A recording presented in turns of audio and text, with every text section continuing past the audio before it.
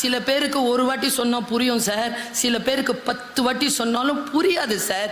வேணும்ட்டு திமிரு செய்யாம இருக்கிறாங்க. அப்படி கிடையாது சார், 9 வாட்டி நீங்க சொன்னது புரியல சார்.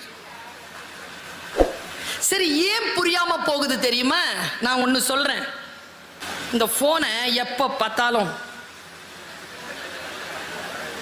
பார்த்துக்கிட்டே இருந்தீங்கன்னா யார் சொன்னாலும் புரியாது. புத்தகத்தை படிச்சீங்கன்னு வச்சுக்கோங்களேன், எவன் சொன்னாலும் புரியும். அந்த சொல், ஒரு சொல்லை இன்னொரு சொல் கடந்து, அந்த ஒரு சொல்லும் இன்னொரு சொல்லோடும் சேர்ந்து அந்த பொருளை புரிந்து கொண்டு அந்த அடுத்த கட்டத்திற்கு போய்கிட்டே இருக்கிறீங்கல்ல, அந்த பயிற்சி இருக்குல்ல, அதுக்கு பெயர்தான் கல்வி, அதற்கு பெயர்தான் அறிவை கூர்த்திட்டுதல். அதனால் சொல்லுகிறேன், இந்த அறிவை கூர்த்திட்டி தந்த புத்தகங்களே உங்களுக்கு நன்றி.